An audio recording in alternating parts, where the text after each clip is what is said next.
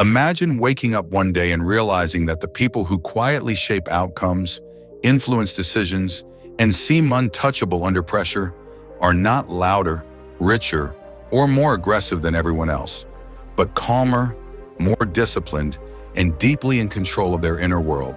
Because Stoicism teaches a truth most people miss. Real power begins where emotional chaos ends.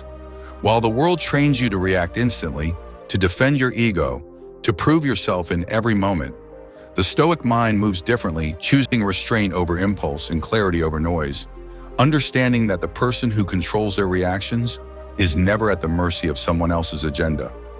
Most people exhaust themselves chasing attention, validation, or quick wins. But Stoics build something far more dangerous: stability, because when you cannot be shaken, you cannot be manipulated. This is why figures like Marcus Aurelius emphasize that power over the mind matters more than power over circumstances. Since events are neutral, but your interpretation decides whether you become reactive or strategic. The strongest minds don't rush to speak. They observe, collect patterns, and wait until their words actually change the situation instead of decorating it. And this patience is not weakness, but preparation disguised as calm. Stoicism is not about withdrawing from life.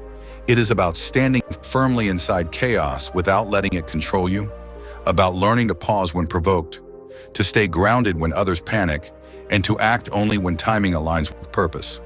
This inner discipline creates an invisible authority because people instinctively trust those who don't leak insecurity through constant reactions. And over time, this consistency shapes perception until your presence alone changes the energy of a room. Epictetus warned that no one is free who is not master of themselves, and that freedom becomes leverage in modern life, where attention is scarce and emotional control is rare. While others chase urgency, the Stoic conserves energy, building systems, habits, and mental frameworks that outlast trends, criticism, and chaos.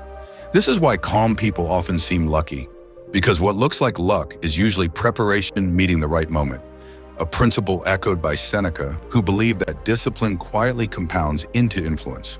Stoic power also lies in selective vulnerability, revealing strength without oversharing weakness, creating connection without surrendering control, because authenticity without structure becomes emotional noise.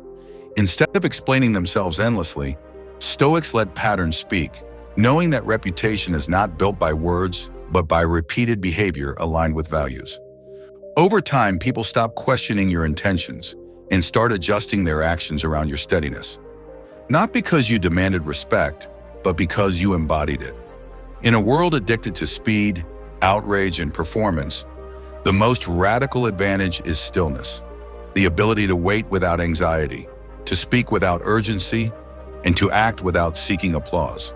Stoicism teaches that when you master your inner world, the outer world begins to bend naturally because you are no longer reacting to life, you are designing how you move through it.